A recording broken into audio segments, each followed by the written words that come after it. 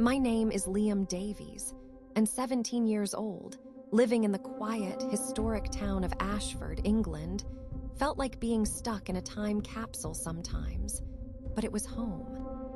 I wasn't the loudest bloke in the room, nor the flashiest, but I had a quiet determination that usually saw me through things. Most days you'd find me with a football glued to my feet, either dribbling around the garden gnome or nutmegging my best friend, Alex Miller, in the local park. Football wasn't just a hobby for us, it was a language, a passion, a way to forget about the dull textbooks and looming A-levels. Alex, a year younger than me but with a sharp wit and even sharper passes, had been my shadow and accomplice since primary school. We were a unit, a two-man team in every sense of the word, and our dream, a shared silent ambition, was to one day walk onto a professional pitch. We spent hours dissecting matches, practicing elaborate set pieces, and perfecting our touch, convinced that our hard work would one day pay off.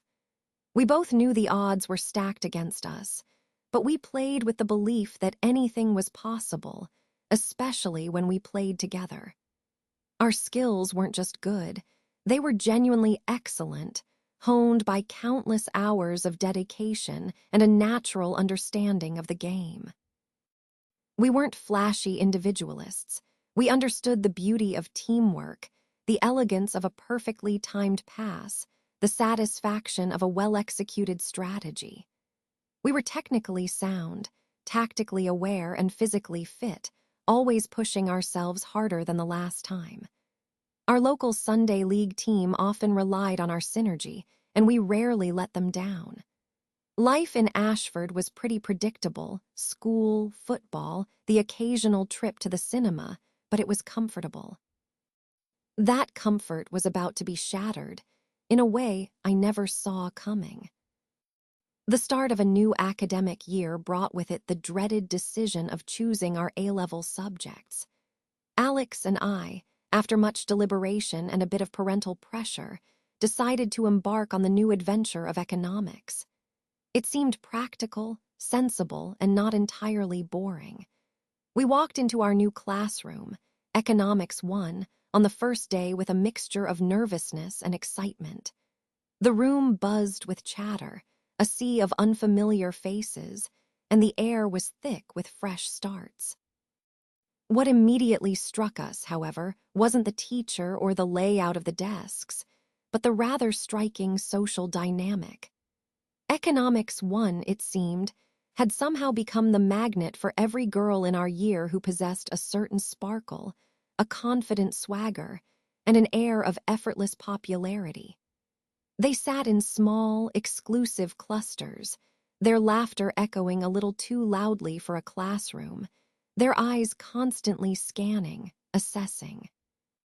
And alongside them, gravitating towards their orbit, were the boys who clearly considered themselves the kings of the castle, the self-proclaimed elite of our year group. They weren't just popular, they were loud, brash, and full of an overbearing confidence that bordered on arrogance.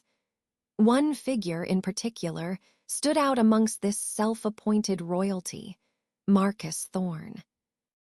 Marcus was tall, with a mop of perpetually styled dark hair, a sneering half-smile that seemed permanently etched on his face, and an aura of entitlement that radiated from him like heat from a bonfire.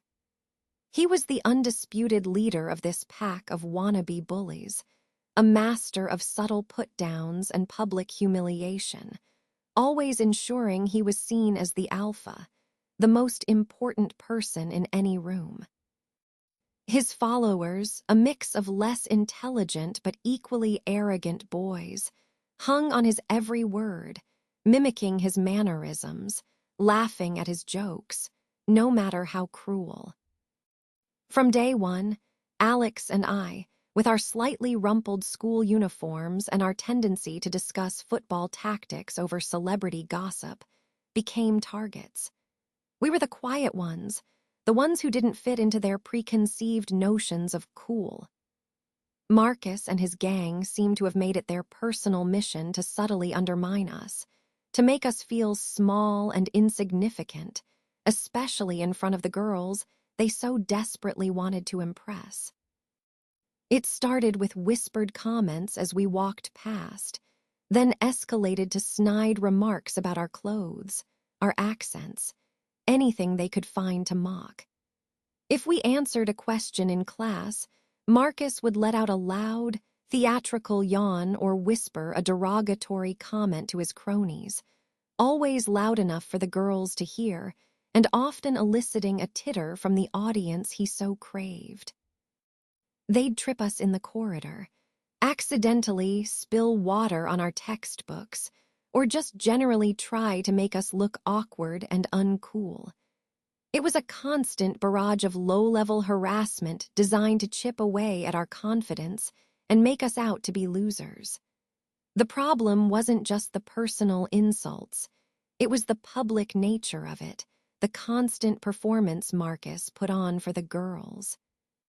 He wanted to solidify his status as the popular, charismatic leader by tearing others down, and we were his chosen victims. It left a bitter taste in my mouth, a knot of frustration in my stomach. I hated feeling like I had to walk on eggshells, constantly anticipating their next move, and I hated the way Alex would try to brush it off, though I could see the hurt in his eyes, too. We were good at football, we were good students, we were decent people, yet we were being treated like dirt just because we weren't part of their exclusive, shallow circle. This constant pressure, this feeling of being outsiders, of being less than, gnawed at me. I wasn't satisfied with how things were. I wanted to just get on with my studies, enjoy my time with Alex, and play football, but Marcus Thorne and his cronies had cast a dark shadow over our new academic adventure. Act 2. The constant low-level bullying from Marcus Thorne and his gang in economics 1 continued, a persistent buzzing fly that refused to leave us alone. Every day was a performance for them, and we were the unwilling props in their twisted play. The cafeteria was a minefield, the corridors a gauntlet. We'd try to ignore them, to rise above it, but their sneering faces and whispered insults followed us like shadows. It started to wear us down, chipping away at the enjoyment we once found in school. Our passion, our sanctuary, had always been football, and we eagerly awaited the announcement for the new school football team. This was our chance to prove ourselves, not to them, but to ourselves, to reaffirm our place and our talent. We knew we were good enough, better than most of the lads in our year, certainly better than some of the popular but less skilled players Marcus surrounded himself with. The school team tryouts were always a big deal, a chance for bragging rights, a point of pride for whichever class had the most players selected. We trained harder than ever in the weeks leading up to it, perfecting our passes, sharpening our shots, running drills until our legs ached. We both felt a quiet confidence, a belief that our skill would speak for itself. We signed up, our names standing out clearly on the sheet among dozens of others. The tryouts themselves were grueling, a series of drills and small-sided games designed to test technique, fitness, and teamwork. Alex and I, as usual, were in sync, our passes finding each other with uncanny precision, our defensive work solid, our attacking plays incisive. We made other players look good, setting up chances, covering their mistakes. We knew we had impressed the coaches. We could see it in their nods and scribbled notes. Our performance was undeniable. Then came the team announcement. The list was pinned up on the notice board in the main hall, and a crowd of hopefuls and their friends gathered around it, a mixture of anticipation and dread hanging in the air. Alex and I pushed our way to the front, our hearts thumping. My eyes scanned the names, searching for Davies, Liam, and Miller Alex. I found my name, then Alex's. Relief washed over me, followed quickly by confusion. We hadn't been selected for the main school team. Instead, our names were on a separate list, for the reserve squad, which in reality meant we might get a run out if half the main team got injured. Then I saw the names on the main list. Marcus Thorne, of course, prominently featured, along with his entire crony squad. Some of them I knew were decent players, but others were frankly mediocre, nowhere near the skill level required for the main team. It was clear then, crystal clear, that this wasn't about talent. This was about popularity, about social status, about Marcus Thorne ensuring his inner circle dominated every aspect of school life, including the football pitch. This was the problem, intensified.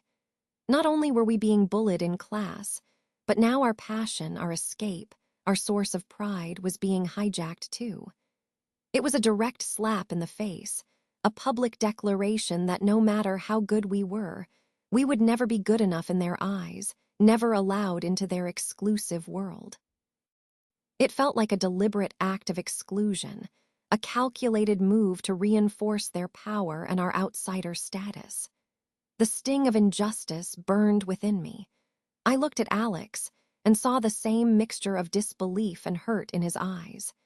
He just shook his head slowly, a silent acknowledgement of the unfairness of it all. We were good, demonstrably good, and yet we were being pushed aside for less talented individuals simply because they were part of Marcus's clique. It was infuriating. For a few days, we felt lost, disheartened. The usual joy of kicking a ball around felt tainted. What was the point if talent didn't matter? But then, something shifted. A different kind of determination began to simmer within us. We couldn't let Marcus and his gang dictate our entire school experience, especially not our love for football. We needed to find a way to play, to compete, to reclaim our game. We heard whispers that the Economics 2 classroom, a different set of students, were struggling to put together a full football team for the interclass league. They were missing players, and their team wasn't exactly known for its football prowess. Alex and I looked at each other, a silent understanding passing between us. It was a long shot, a step down from the main school team, but it was a chance to play, to be appreciated, to be a part of something. We approached the captain of the Economics 2 team, a friendly, unassuming lad named Tom. We explained our situation, our desire to play, and our experience. Tom, to his credit, was open-minded. He saw our genuine enthusiasm, and after a quick, impromptu kickabout in the playground where we showed him a glimpse of our skills, he was more than happy to have us. In fact, he seemed almost relieved. So, just like that, we became honorary members of the Economics 2 football team. It wasn't the triumphant entry we had envisioned, but it was a lifeline, a way to keep our passion alive. We started training with the Economics 2 team immediately. The atmosphere was different, less pressure, more camaraderie. We found new friends there, kids who were genuinely supportive and just wanted to have fun playing the game. We quickly became integral to their team, our skills lifting the performance of everyone around us. We trained hard, not just for ourselves, but for our new teammates. We taught them some of our drills, helped them improve their positioning, and shared our tactical knowledge. The teams started to gel, to develop a real cohesion that had been missing before our arrival. We felt a sense of belonging, a quiet satisfaction in contributing. News travels fast in a school, especially news involving the self-proclaimed elite. Marcus Thorne and his cronies soon caught wind of our defection to the Economics 2 team. They found it hilarious. They saw it as another sign of our desperation, our inability to fit in. They openly mocked us in the corridors, louder now, more confident in their superiority. Look at Liam and Alex playing with the rejects from Economics 2, bless their little cotton socks, Marcus would sneer, eliciting guffaws from his loyal followers. Couldn't hack it with the big boys, could they? Had to go find some other losers to play with. The taunts were relentless, designed to belittle our new team, to dismiss our efforts. They called the Economics 2 team the C-listers, the development squad, anything to make them sound inferior. It was their way of trying to cut us down, to make us feel like we had made a terrible mistake. But their words, ironically, fueled a new kind of fire within us. It wasn't just about playing football anymore. It was about proving them wrong, about showing them that talent and dedication would always trump arrogance and popularity. We knew the interclass football league schedule. Each team played every other team twice a year. And inevitably, the fixtures would pit Economics 1 against Economics 2. The first match was scheduled for a Tuesday afternoon, about a month after we had joined the Economics 2 team. As the date approached, Marcus and his gang ramped up their bullying. They started talking about the game constantly, not in a competitive spirit, but in a taunting, condescending way. They were supremely confident, bordering on arrogant. Economics 2 doesn't stand a chance, Marcus declared one lunchtime, loud enough for half the cafeteria to hear. It's going to be a walkover, a humiliation. Liam and Alex are going to regret leaving the winning side. Then came the grand announcement, orchestrated by Marcus himself. He decided to turn our simple interclass football match into a public spectacle, a gladiatorial arena where he intended to humiliate us completely. He started public bets on the outcome, boasting that Economics 1 would win by a landslide, offering ridiculous odds against Economics 2 even scoring a single goal. He plastered homemade posters around the school, loudly proclaiming the match as the battle of the economics classes. Watch the masters humiliate the misfits. He didn't just invite our classmates. He made it a point to personally invite all the girls from our year, especially those from economics, one who he so desperately wanted to impress. He went even further, reaching out to friends from other years, encouraging them to spread the word. He even had the audacity to invite some of the sports teachers, implying that they should come witness a masterclass from his team. It was an unprecedented level of showmanship for a simple interclass game, all designed to maximize our public shame.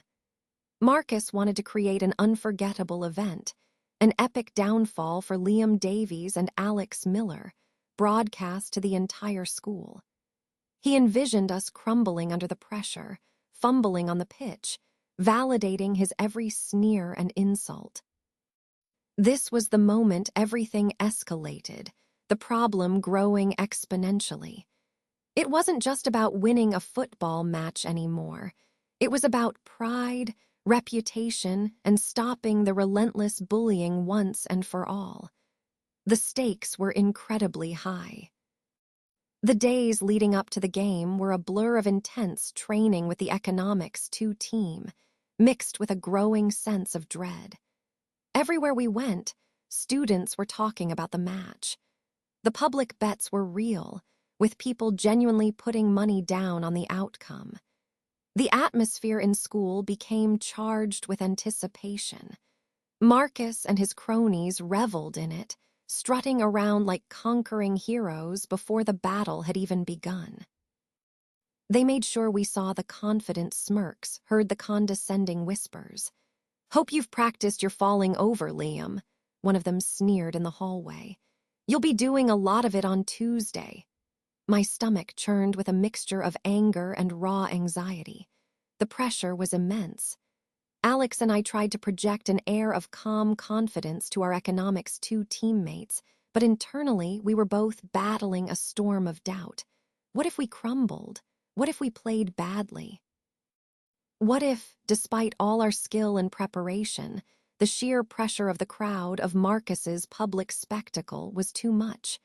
This was the lowest point.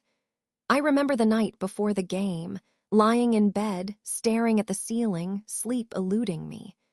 Every taunt, every sneer, every dismissive glance from Marcus flashed through my mind. I imagined the worst-case scenario, a crushing defeat, an even bigger margin than they had publicly bet on. I pictured the crowd, hundreds of students, all of them laughing, pointing, confirming Marcus's narrative of us being losers, validating his reign of superiority. It felt like the entire school was against us, or at least expecting our downfall. My mind raced with what-ifs. What if Alex picked a fight with Marcus on the pitch? What if I made a terrible error that cost us the game? What if we let down our new team, the economics two lads who had accepted us without question? The thought of facing that humiliation, not just for ourselves, but for the entire economics two class, was almost unbearable. All the progress we had made against external obstacles, finding a new team, getting to play, seemed to vanish under the weight of this impending public performance.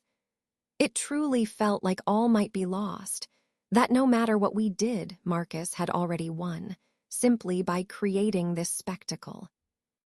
The pressure was suffocating, and for the first time I felt a flicker of true fear, not of losing, but of the crushing, public humiliation that awaited if we failed. Act 3. The day of the match dawned bright and clear, almost mockingly perfect. My stomach was a churning knot of nerves and grim determination. Alex and I met early, walking to school in silence, the usual pre-match banter replaced by a focused tension. The atmosphere at school was electric. It was all anyone could talk about. By lunchtime, the buzz was deafening. Students were arriving early, staking out prime viewing spots around the school football pitch. Word had clearly spread far beyond Marcus Thorne's initial invitations. What he had intended as a show of our humiliation had inadvertently become the most anticipated event of the term. When we walked onto the pitch for our warm-up, the sheer number of spectators took my breath away. It wasn't just our year.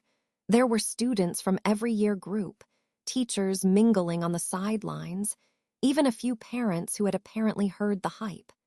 The air vibrated with chatter and anticipation. It felt less like a school football match and more like a cup final.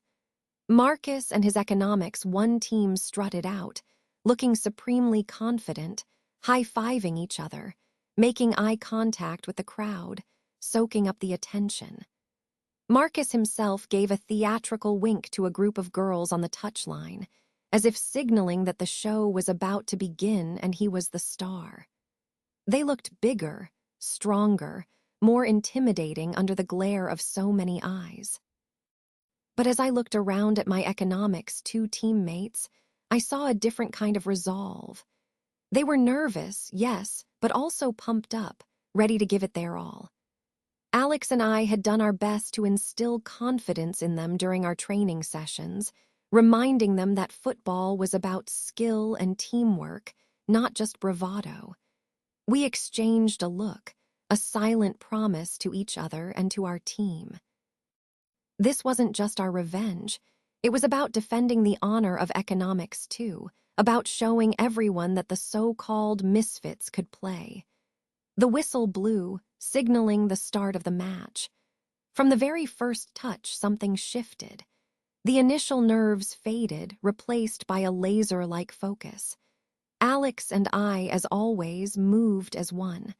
Our passes were crisp, our tackles precise, our runs intelligent. We started asserting control in midfield, linking up effortlessly, creating space for our teammates. The economics one team, initially overconfident, seemed surprised by our intensity.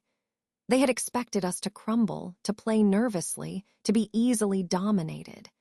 Instead, they found themselves chasing shadows.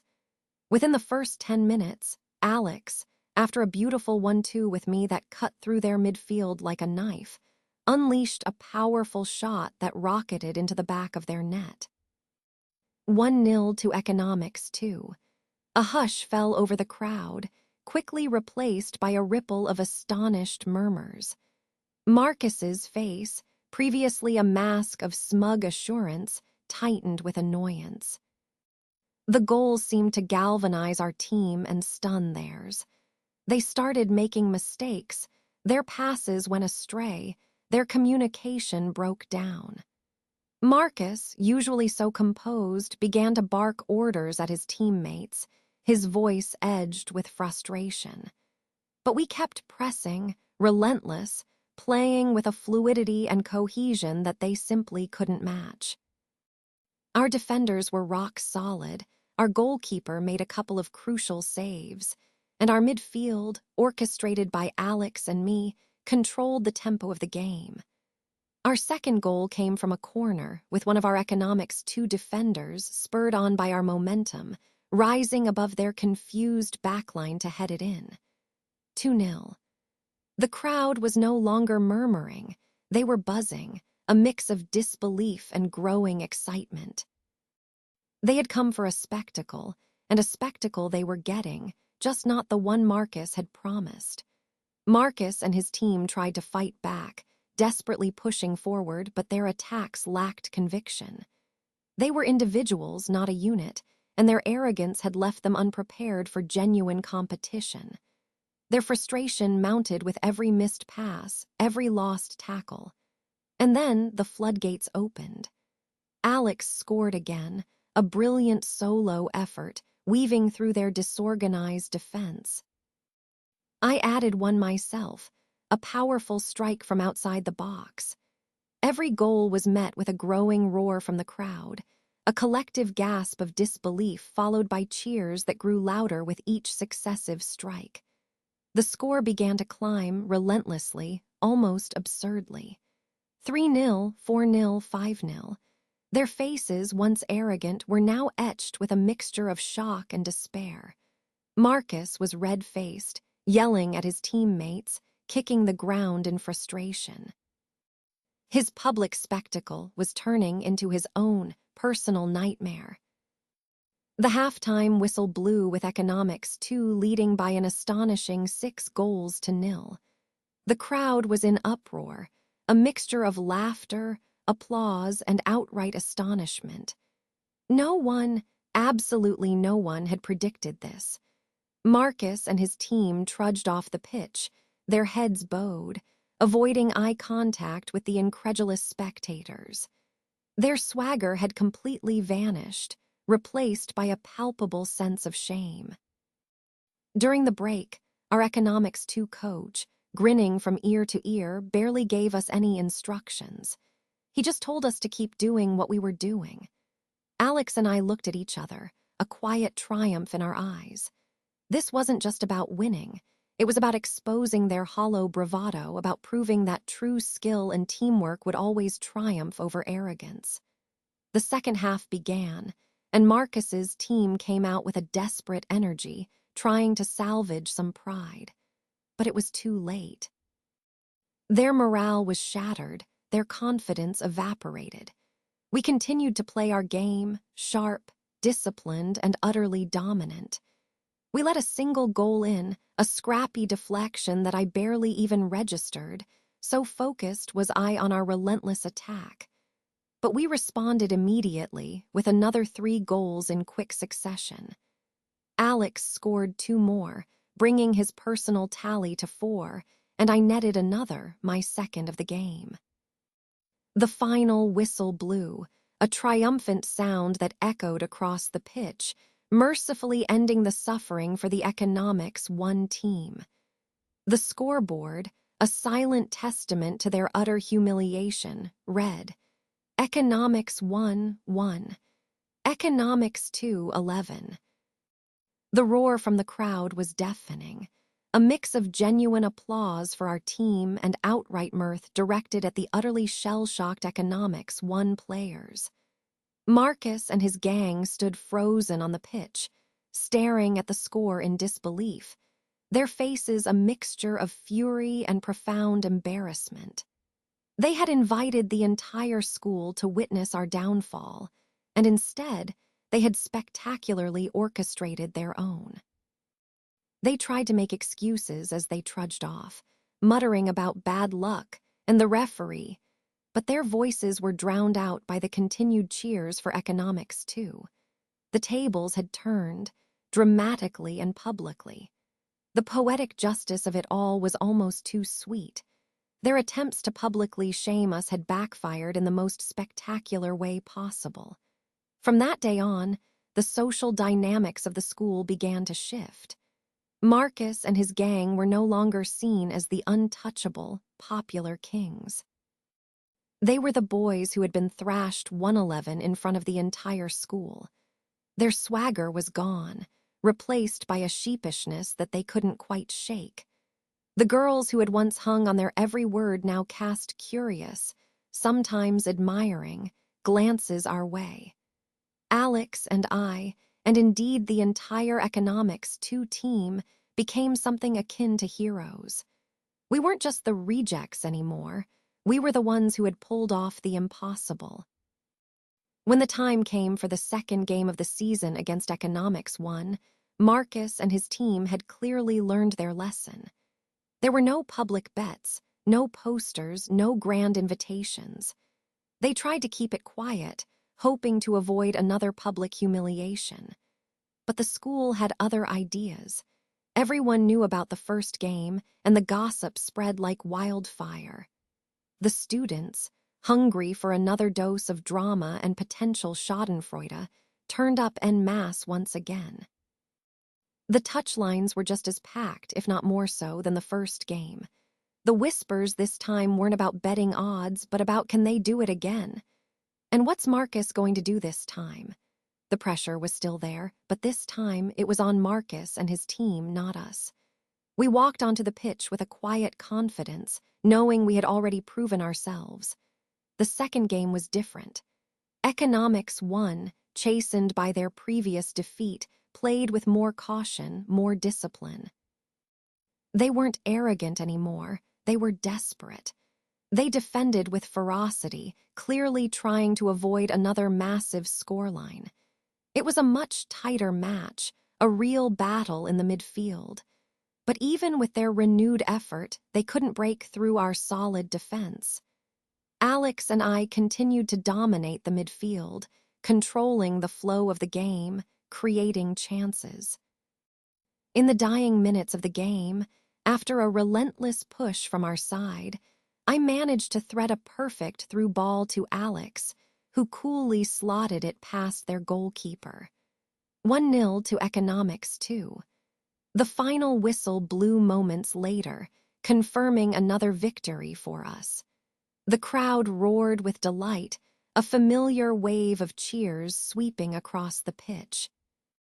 Marcus and his team looked even more defeated this time, not just by the score, but by the undeniable fact that they simply couldn't beat us, even when they played their best. For the next 2 years, until we all left for university, the pattern continued. Every single time Economics 1 played Economics 2, we won. Sometimes it was a narrow victory, sometimes it was a comfortable one, but the outcome was always the same. Economics 1 lost. It became a running joke in the school, a constant reminder of Marcus Thorne's spectacular miscalculation. Their reputation as the popular boys, the cool crowd, slowly eroded. Their attempts to bully us had not only failed, but they had also spectacularly backfired, leaving them as the perpetual losers on the football pitch.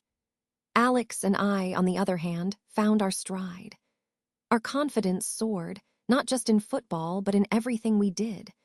We were respected not for being loud or popular, but for our skill, our dedication, and our quiet resilience.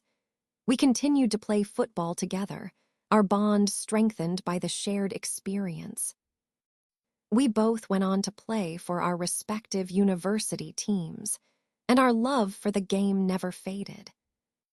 Years later, well after university, I found myself working for a sports marketing agency in London.